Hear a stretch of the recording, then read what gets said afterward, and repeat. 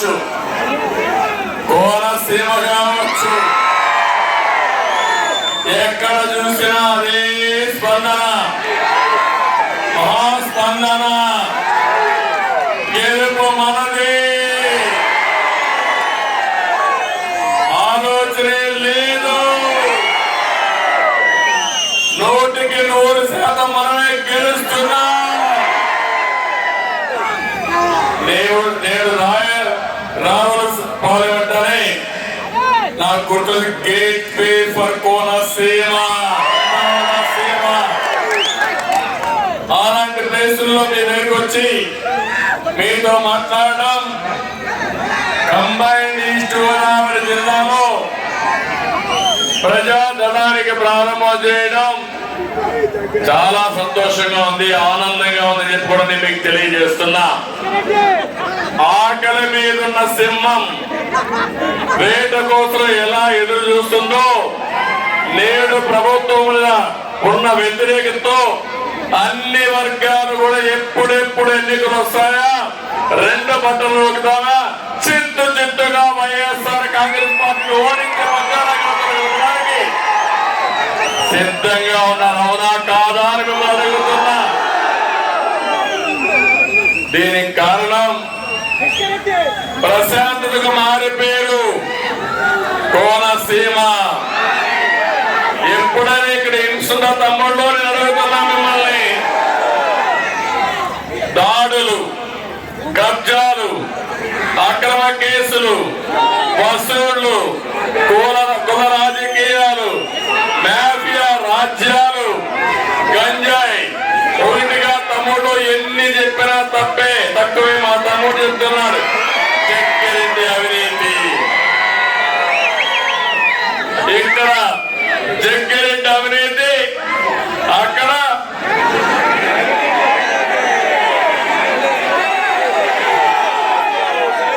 అవునా కాదా నేను అడుగుతున్నా. అవినీతి, దోపిడీనే దోపిడీ. మామూలు దోపిడీ కాదు, మహా దోపిడీ. అవునా కాదా? అందుకే వచ్చాము ఒక జట్టుగా, తెలుగుదేశం, జనసేన, బీజేపీ కలిసి మీ ముందరకు వచ్చాం. ఎప్పుడు కూడా జనసేన అధినేత పవన్ కళ్యాణ్ గారు మొట్టమొదటి నుంచి ఒకే మాట, వైఎస్ఆర్ కాంగ్రెస్ వ్యతిరేక ఓటు డివైడ్ కాకూడదు, ఈ ప్రభుత్వం పోవాలి, రాష్ట్రానికి పట్టిన శని పోవాలని మొదటి నుంచి మాట్లాడిన వ్యక్తి జనసేన అధ్యక్షుడు, ప్రజాహితం కోసం పోరాడిన వ్యక్తి పవన్ కళ్యాణ్ గారు అని చెప్పి మీకు తెలియజేస్తున్నా. ఇంకో పక్క బీజేపీతో కూడా అందరం కలిసి వచ్చాము. ఈరోజు కేంద్రంలో బీజేపీ గవర్నమెంట్ లో ఉంది, ఈ మళ్ళీ వస్తుంది. కానీ మా ఆలోచన ఈ రాష్ట్రాన్ని కాపాడుకోవాలి, దగాబడ్డ రాష్ట్రాన్ని మళ్ళీ గాడిలో పెట్టాలనే ఉద్దేశంతో 3 రాజకీయ పార్టీలు కలిసి వచ్చాం. ఏం తమ్ముళ్ళు, రాష్ట్రం బాగుందా అని మిమ్మల్ని అడుగుతున్నా, రోడ్లు బాగున్నాయని మిమ్మల్ని అడుగుతున్నా, ఎక్కడైనా అభివృద్ధి ఉందా అని మిమ్మల్ని అడుగుతున్నా, ఎక్కడైనా మీకు ఉద్యోగాలు వచ్చాయని మిమ్మల్ని అడుగుతున్నా. ఎక్కడికి పోతున్నాం అర్థం కాని పరిస్థితి. అందుకే మా ఆలోచన ఒకటి, ప్రజలు గెలవాలి, రాష్ట్రం నిలబడాలి, మళ్ళీ పూర్వ వైభవం రావాలనే ఉద్దేశంతో మేము ముగ్గురం కలిసి మీ దగ్గరకు వచ్చాం. ఆశీర్వదించమని మిమ్మల్ని అందరినీ మరొక్కసారి విజ్ఞప్తి చేస్తున్నా. నిన్న ముఖ్యమంత్రి మాట్లాడుతున్నా ఒక మాట అన్నాడు, పశుపతి అన్నాడు. అన్నాడా లేదా? ఆ మాట ఇల్లు నవ్వుకున్నా. నేనేం ఆశ్చర్యపోలేదు. పశుపతి అంటే ప్రపంచాన్ని కాపాడినటువంటి శివుడు. అందుకే నేను శివ అవతారం ఎత్తాను. నేను ఆ మాట కూడా అంగీకరిస్తున్నా. ప్రపంచాన్ని రక్షించడానికి ఆ శివుడు విషయాన్ని కూడా గొంతులో పెట్టుకొని ప్రపంచాన్ని రక్షించాడు. అవునా కాదా అని మిమ్మల్ని అడుగుతున్నా. నేను కూడా 5 సంవత్సరాలు మీరు చూశారు. ఎన్ని దాడులు, ఎన్ని దోపిడీలు నా మీద మాట్లాడినా, లేకపోతే మిత్రుడు పవన్ కళ్యాణ్ గారిని అడుగడిగినా ఇబ్బందులు పెట్టారా లేదా అని మిమ్మల్ని అడుగుతున్నా. భయపడి ఇంటికి పారిపోయామా మేము? అందుకే నేను భరించా. ఎన్నో అవమానాలు పడ్డా, శారీరకంగా, మానసికంగా, కుటుంబ పరంగా కూడా అందరిని హింసించారు. కానీ ఒకే డిటర్మినేషన్, ఒకే ఆలోచన, మళ్ళీ తెలుగు జాతిని కాపాడుకోవాలి. అవసరమైతే ఎలాంటి విమర్శలు చేసినా, ఎన్ని దాడులు చేసినా, దాడులు అధిగమించలే కాకుండా బుల్లెట్ మారిగా దూసుకుపోయి ఈ రాష్ట్రాన్ని కాపాడుకుంటామని చెప్పి మీకు తెలియజేస్తున్నా. అందుకే ఈరోజు నేను ఒకే సవాల్ విసురుతున్నా ఈ ముఖ్యమంత్రికి. నువ్వు ఆ రోజు మద్యపాన నిషేధం అన్నావా లేదా? ఇక్కడ ఉన్న ప్రజలందరినీ సూటిగా అడుగుతున్నా. జగన్ ఎన్నికల ముందు ఏం చెప్పాడు తమ్ముళ్ళు అని అడుగుతున్నా మిమ్మల్ని. మద్యపాన నిషేధం పెట్టి ఓటు అడుగుతున్నాడు తల్లి మిమ్మల్ని. చెప్పాడా? చెప్పుంటే మహిళలు చెప్పండి. చెప్పాడని చంద్రబాబు చెప్పాడు. చేశాడా? నేను అడుగుతున్నా మిమ్మల్ని.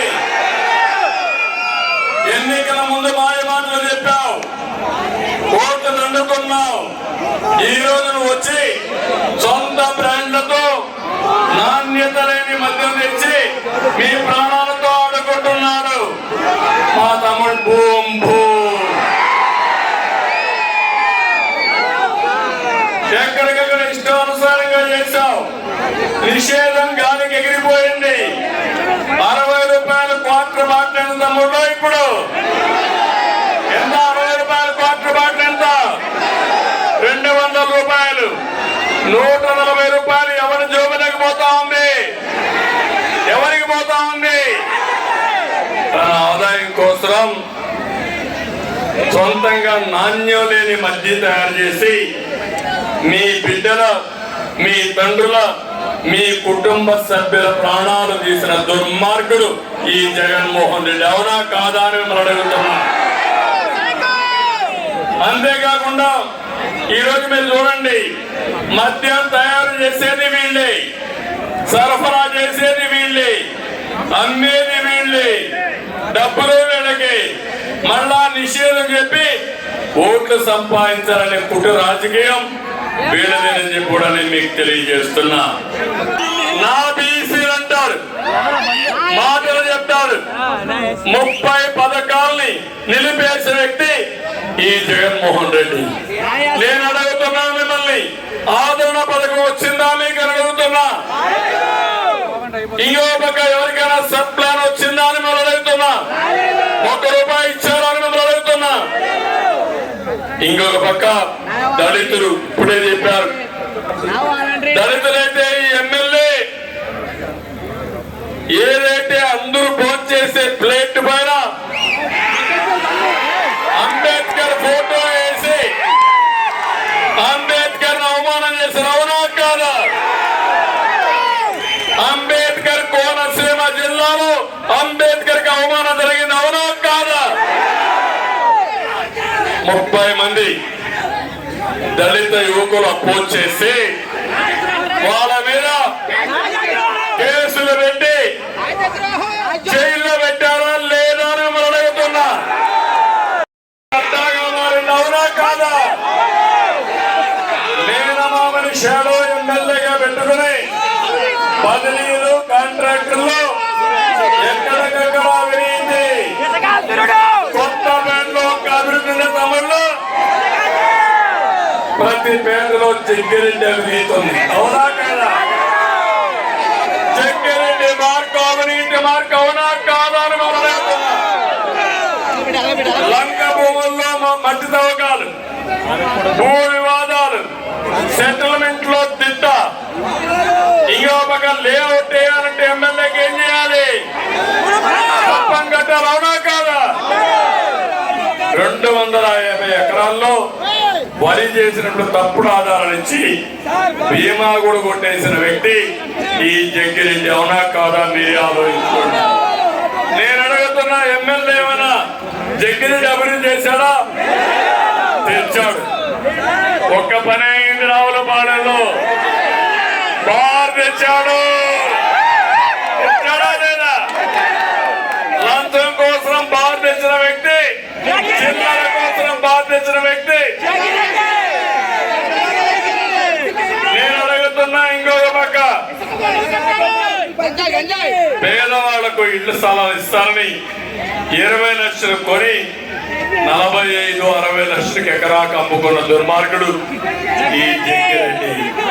పంట కాలంలో తూడు కాడ గుర్రపుడక తొలగించడానికి చేతగాలేదు ఈ ప్రభుత్వానికి. కాంట్రాక్టులు ఉన్నారు, 10 మంది కూడా ఉపాధించే పరిస్థితులు లేరు. కన్స్ట్రక్షన్ వర్కర్స్ ఉన్నారు, పూర్తిగా దెబ్బతినే పరిస్థితికి వచ్చారు. కడాన మీరు చూస్తే 95,000 కోట్ల రూపాయలు చిన్న చిన్న కాంట్రాక్ట్ డబ్బులు ఇవ్వకుండా బకాయిలు పెట్టే పరిస్థితికి వచ్చారు. చాలా దుర్మార్గం. కొంతమంది కాంట్రాక్టులు ఆత్మహత్యలు చేసుకున్నారు. చాలా బాధేస్తుంది. 43 మంది చనిపోయే పరిస్థితికి వచ్చారు. నేను ఇప్పుడే సత్యానందరావు గారు చెప్పారు, ఈ నియోజకవర్గంలో అభివృద్ధి చేసే బాధ్యత మాది. వారు చెప్పిన పనులన్నీ నేను చేసి పూర్తి చేస్తాను. ఓట్లేసే బాధ్యత, ఓట్లేసే బాధ్యత. ఇక్కడ 2 అభ్యర్థులు ఉన్నారు. ఒకటి బండారు సత్యానందమూర్తి గారు, సీనియర్ పాలిటీషియన్, అనుభవం ఉండే వ్యక్తి, ప్రజల పట్ల అభిమానం ఉండే వ్యక్తి. రెండో వ్యక్తి హరీష్, టీఎంసీ బాలయోగి కుమారుడు, కోనసీమ ఎప్పుడూ మర్చిపోలేని ముద్దు బిడ్డ బాలయోగి. ఒక దళిత జాతికి వన్ని తెచ్చిన వ్యక్తి బాలయోగి. మర్చిపోలేకపోతున్నా బాలయోగి. నాకు ఎంత నమ్మకం అంటే, తెల్లవారితో నన్ను కలిసి ఢిల్లీకి వెళ్ళాడు. ఆ రోజు ప్రధానమంత్రి గారు మధ్యలో ఫోన్ చేశారు, మీరు స్పీకర్గా ఉంటుకోండి, మీరు ఏ పని వద్దంటున్నారు అని అంటే, దిగంగానే బాలయోగి గెలిచే బాధ్యత మీది.